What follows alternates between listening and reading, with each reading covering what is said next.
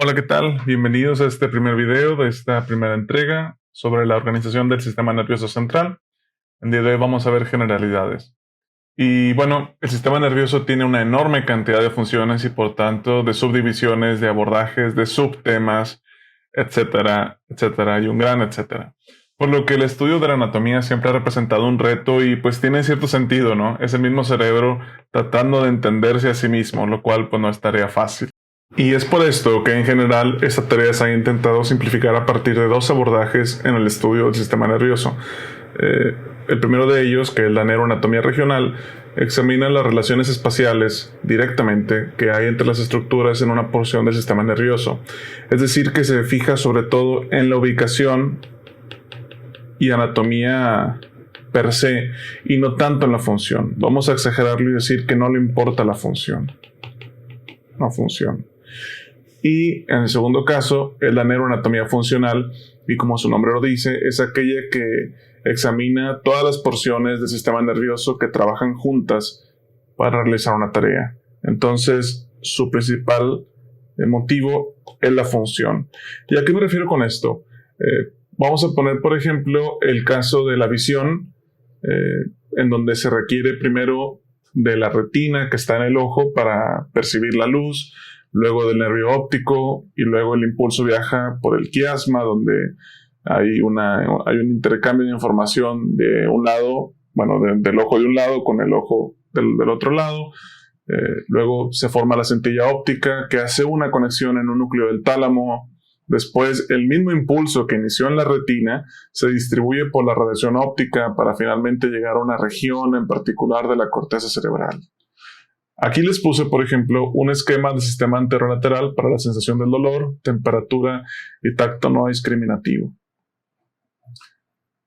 Esto sería es un perfecto ejemplo de una neuroanatomía funcional en donde solo nos fijamos específicamente en los componentes de una vía, en los componentes de una función muy específica y dejamos de lado todas las demás cuestiones. Por ejemplo, en este momento no nos importa nada de esto. Solo nos importa esto de aquí. ¿Y cuál es el problema con estos dos abordajes? Que si solo estudiamos uno de ellos de forma absoluta, por ejemplo, con la distribución anatómica, sin las funciones, entonces hay muchas lagunas donde se dificulta el aprendizaje y el poder recordarlo después. Y por el contrario, si solo estudiamos la función sin la anatomía grosa, es difícil tener un entendimiento completo de cómo una vía o trayecto pasa cerca de otra. El conocimiento combinado de qué estructuras hay y qué hacen es esencial para comprender la organización del sistema nervioso. Es por esto que en el estudio de la neuroanatomía se puede desarrollar algo sumamente interesante como lo es la localización funcional. O sea que si los unimos, tenemos algo que se llama localización funcional. Y este concepto es muy importante y es que a partir de ciertas pruebas podemos deducir en dónde se ubica una lesión en particular. Por ejemplo, el signo de Babinski o también el signo de Brudzinski, este último en particular para el diagnóstico de meningitis. Y entonces, a partir de lo que muestra el paciente, podemos saber exactamente en dónde se ubica una lesión, aún sin ver un estudio de imagen, por ejemplo. Y entonces pides el estudio de imagen como método para confirmar lo que tú ya estás sospechando, ¿no? Por lo tanto, y habiendo dicho esto, el término de neuroanatomía pues queda un poco corto, pues no solo vemos anatomía, como tal vez en el sistema musculoesquelético, en donde el funcionamiento pues no es particularmente complejo, puesto que el hueso siempre tiene el mismo rol de ser un punto de apoyo. Los orígenes y las inserciones pues son un punto de fijación para el músculo y funcionan bajo el principio de palanca. Y por supuesto, el músculo no puede hacer otra cosa más que contraerse.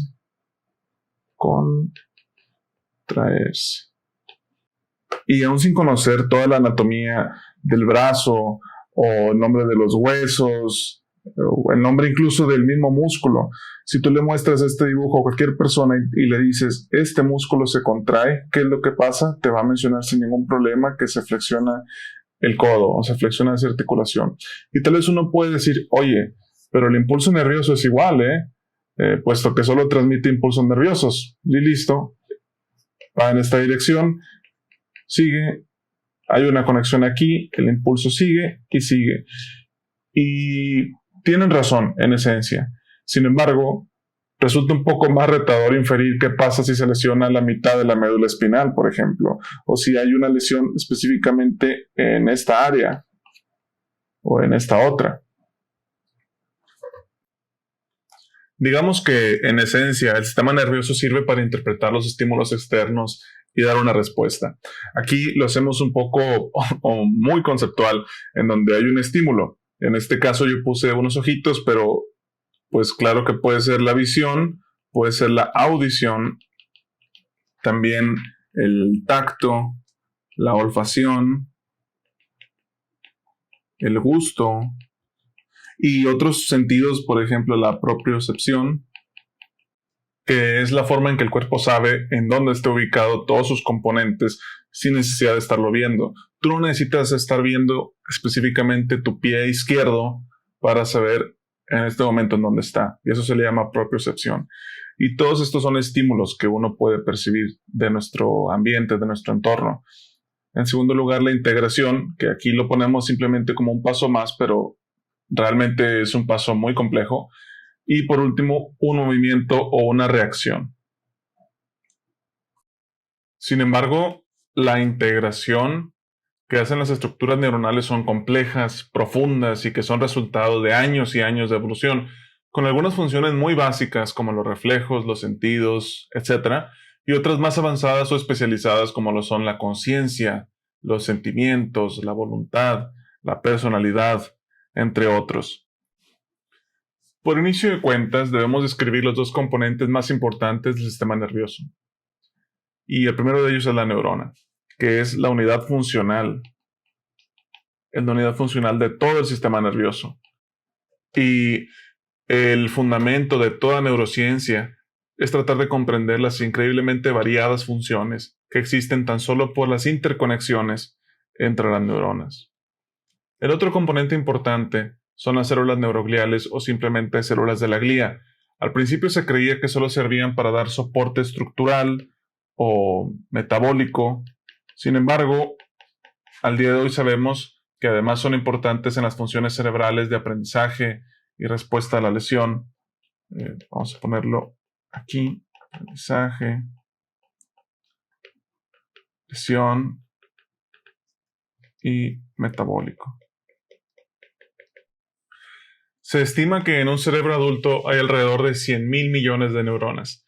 Este número uno lo escucha y tal vez no tiene gran impacto, pero si te pones a pensar que la población entera de nuestro planeta representa apenas el 8% de este de aquí, o incluso te la pongo peor, mencionar que el número de neuronas en un cerebro adulto es equiparable al número total de personas que han existido en la historia de la humanidad, según la Oficina de Referencia de Población, pues resulta más llamativo, ¿no? Y aunque las neuronas tienen formas y tamaños diferentes, todas cuentan con un plan morfológico común. ¿Y a qué nos referimos con esto? Que la forma que tienen, es decir, su morfología, sus componentes, cada uno de ellos, están hechos y su razón de existir son para la función de transmitir información.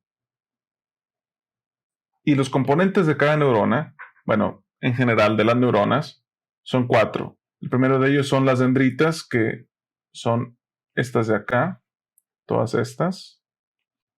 Y su función es la de recibir información. En segundo lugar, el cuerpo neuronal, también llamado soma, que lo podemos ver aquí, pues contiene el núcleo y los organelos que son cruciales para la supervivencia y funciones neuronales. Si bien también puede recibir información directamente sin necesidad de dendritas. Pero por el momento vamos a poner lo que contiene al núcleo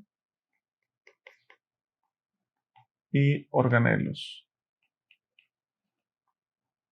En tercer lugar tenemos al axón, que es este de aquí, y conduce información simplemente en forma de potencial de acción o de electricidad. En cuarto lugar tenemos la terminación accional, que es esta de acá. Aquí está esquematizada. Y esta se encarga de establecer conexiones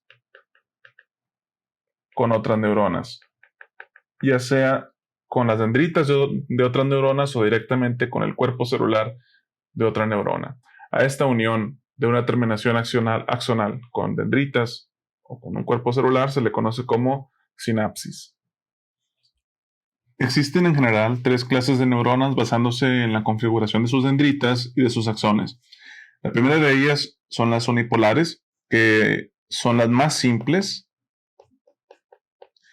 Estas carecen de dendritas, como pueden verlo aquí. Es directamente el cuerpo neuronal con su axón y su terminación, sin dendritas. Pero como mencionamos anteriormente, el cuerpo neuronal tiene la capacidad de recibir información directamente de otra neurona sin ningún problema.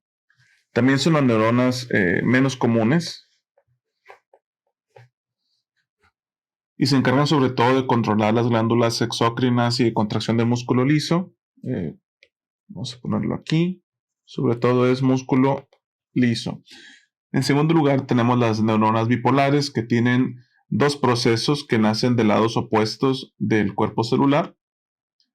A pesar de tener estas dos como extensiones, no se debe pensar que la información va del centro hacia ambos lados.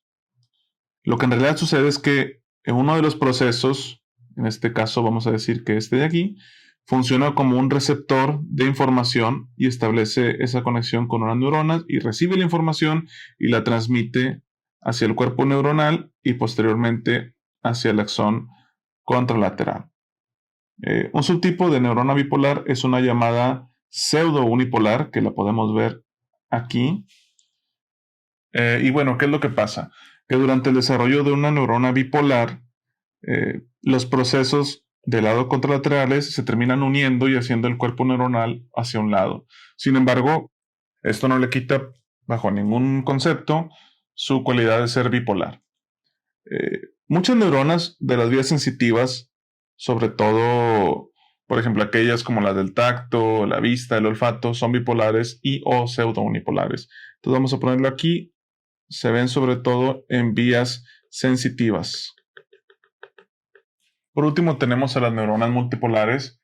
Estas tienen una red compleja de dendritas en el cuerpo celular, como lo podemos ver aquí, y un axón que puede ser sumamente largo.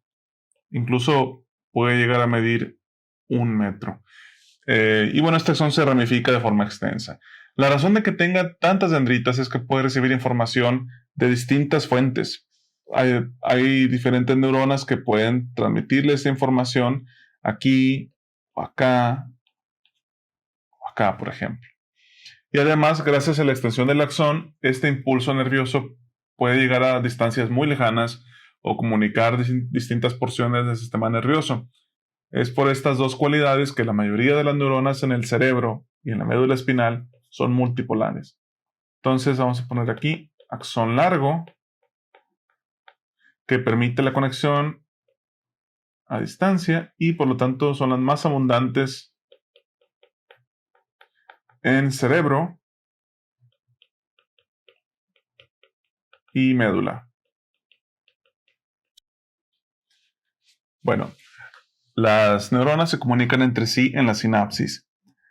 La neurona que manda la información se le conoce como neurona presináptica, que aquí lo podemos ver, y la que recibe la información se le conoce como neurona postsináptica, aquí la podemos ver.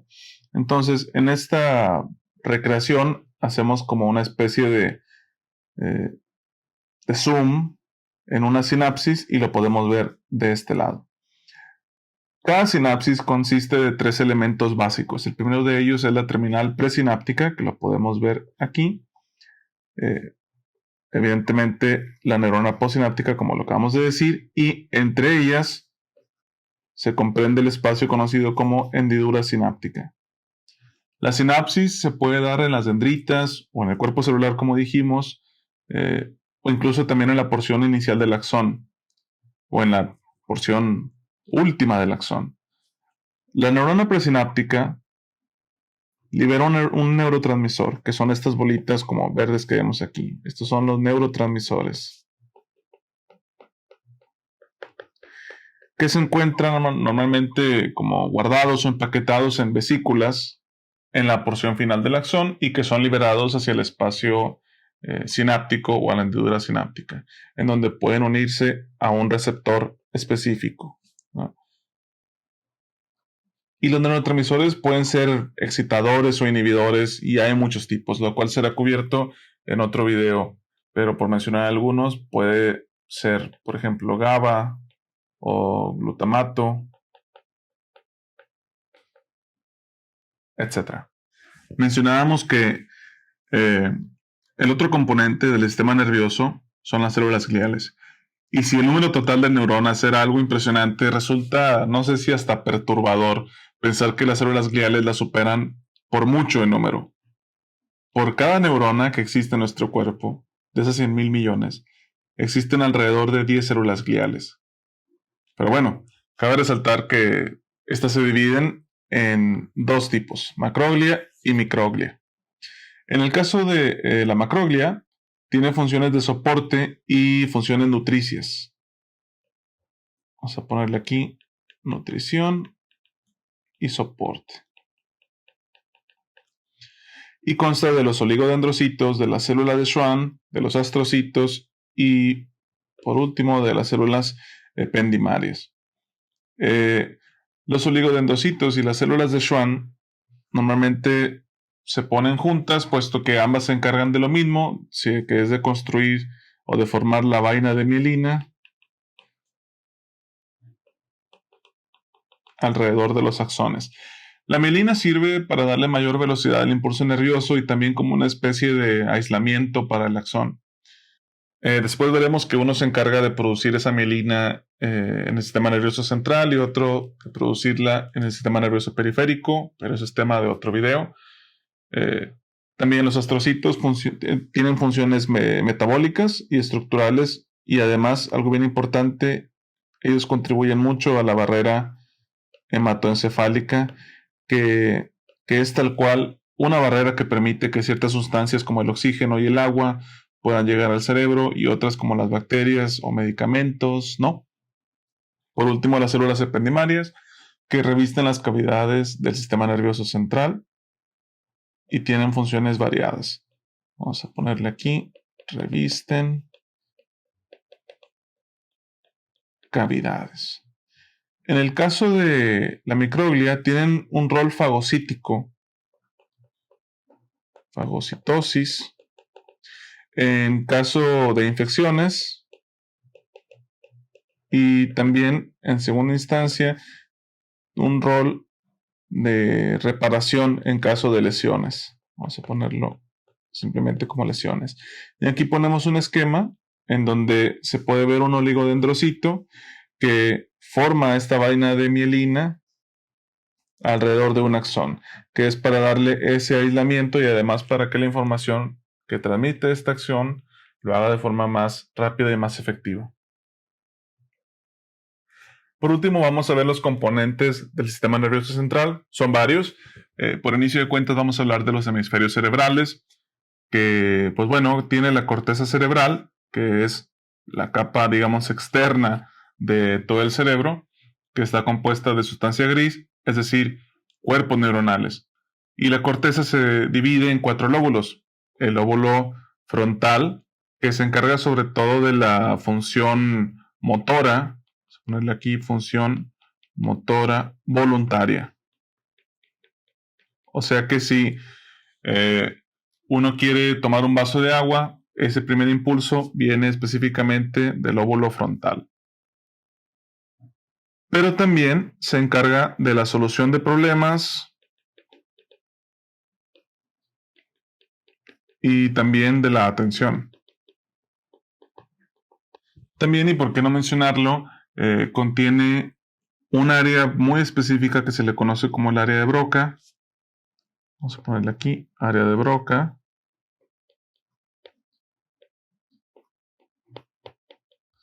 que sirve para el componente mecánico del habla, es decir que, como vimos, el lóbulo frontal se encarga de la función motora voluntaria y pues uno cuando quiere hablar tiene que utilizar unos músculos en específico, tiene que decir palabras con intención y entonces el área de Broca se encarga de eso. También está el lóbulo parietal, que es el que vemos acá, y este es sobre todo para procesar la información sensitiva. Información sensitiva. También tenemos la corteza occipital, que su función, digamos, más reconocida es la de la corteza visual. O sea que todo lo que percibimos con nuestros ojos termina específicamente en esta área de aquí y es la que se encarga de analizar y de entender lo que estamos viendo. También tenemos el lóbulo temporal, que es este aquí en amarillo. Este se encarga sobre todo de los estímulos auditivos.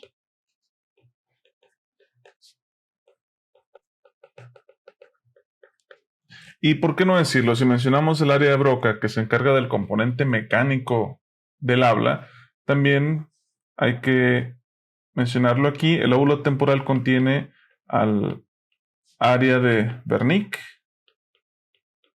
que se encarga sobre todo de la comprensión del lenguaje. O sea que para que uno pueda hablar, primero tiene que entender lo que quiere decir, que eso se encarga el área de Wernicke, y también poder moverlo mecánicamente, y de eso se encarga el área de Broca. Otro de los componentes del sistema nervioso central son los núcleos basales, y malamente llamados ganglios. Luego explicaremos por qué es erróneo ese nombre, y son el núcleo caudado, que es este de acá, el putamen, que es este de acá, y el globo pálido. Y son responsables de los movimientos musculares y la coordinación. Vamos a ponerle aquí, movimientos musculares y coordinación. Aquí podemos ver, aquí están los núcleos basales, y si hiciéramos un corte más o menos a esta altura, veríamos algo más o menos así, en donde se puede ver esa relación que existe entre el putamen con el globo pálido y su segmento externo y su segmento interno, además del tálamo y por supuesto del núcleo caudado. El tálamo se encuentra en el centro del cerebro, como lo podemos ver aquí, y es por excelencia el centro de relevo del sistema nervioso central. Recibe muchos impulsos sensitivos que vienen de todo el cuerpo y los distribuye al área cortical correspondiente.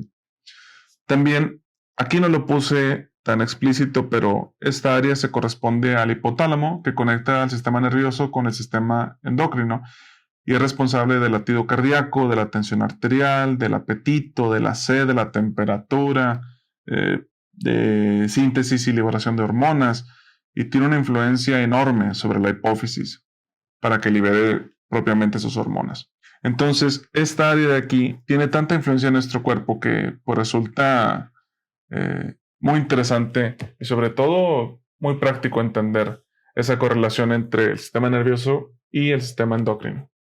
El siguiente es el sistema límbico, que se compone de la corteza piriforme, del hipocampo, de los núcleos septales, de la amígdala, núcleo accumbens, hipotálamo, etc. Su función de forma muy general es el control de las emociones. O más que el control, precisamente aquí se encuentran las emociones. También la memoria, vamos a ponerlo aquí, memoria, motivación también, el placer. Importante resaltar también que existe esta relación con los bulbos olfatorios, cómo están directamente conectados al resto del sistema límbico. Y esta es la razón del por qué ciertos aromas nos recuerdan a ciertas personas, ciertas situaciones, momentos, comidas, etc. También cabe mencionar que tienen influencia sobre otras estructuras, o sea, todo el sistema límbico tiene influencia sobre otras estructuras. Por ejemplo, si una persona está estresada, el hipotálamo responde aumentando la presión arterial y los latidos del corazón. Entonces hay una hipertensión y taquicardia. Esta relación podría explicar algunos padecimientos psicosomáticos. Por lo tanto, sí, las emociones modifican ciertas funciones del cuerpo. En la siguiente imagen tenemos dos conceptos o dos estructuras muy importantes como lo son el cerebelo y el tallo cerebral. En primer lugar, el cerebelo, que es en lo personal un favorito, sirve para coordinar los movimientos voluntarios finos. Entonces aquí le ponemos movimientos voluntarios finos. ¿Y a qué nos referimos con esto? El cerebelo, en general, siempre se mantiene en comunicación con la corteza cerebral motora. Digamos que, a grosso modo, el cerebelo recibe información sobre las intenciones del cerebro, como agarrar un vaso de agua, una rebanada de pizza o tomar el celular, no lo sé. Después el cerebelo procesa esta información, hace el cálculo de distancia, de dirección, de fuerza, de tiempo y manda esa información nuevamente al cerebro para ahora sí poder tomar el vaso de agua y que esa información se vaya hacia el brazo. Por lo tanto, cuando se lesiona el cerebelo, el paciente no es que no se pueda mover, porque esa función no depende tan solo del cerebelo, sino que lo que no puede es coordinar esa acción. Entonces no puede hacer movimientos finos. Y si quisiera tomar un vaso de agua, terminaría por tirarlo, por ejemplo. Es fascinante. En segundo lugar, el tallo cerebral. El tallo cerebral consta de mesencéfalo, puente y bulbo raquídeo, y en general es responsable de funciones autonómicas cruciales para sobrevivir. Por ejemplo, monitorea el sistema respiratorio, puede regular la tensión arterial, el pulso, las contracciones cardíacas, así como también controla los efectos de vómito, de eglución, de la tos y el estornudo. En el tallo cerebral habíamos dicho que son sobre todo cuestiones de supervivencia, también tensión arterial, y reflejos. Por último, tenemos a la médula espinal, que se extiende del foramen magno del cráneo hasta la segunda vértebra lumbar, más o menos, y su función en sí es representar una especie de camino o vía, tanto de ida como de vuelta entre el cuerpo y el cerebro directamente. Aquí ponemos un esquema sobre sus diferentes áreas o láminas y sus diferentes núcleos, todas las vías que pasan o la mayoría de las vías que pasan por la médula espinal. Sin embargo, estudiaremos cada una de ellas en subsecuentes videos. Y bueno, eso es todo por esta ocasión. Espero que les haya agradado esta primera entrega y la intención es poder estudiar temas de distintas ciencias y médicas, solo que decidí comenzar con el sistema nervioso, puesto que es en lo personal mi favorito. Seguiremos hablando de medicina y neurociencias. Muchas gracias por su atención.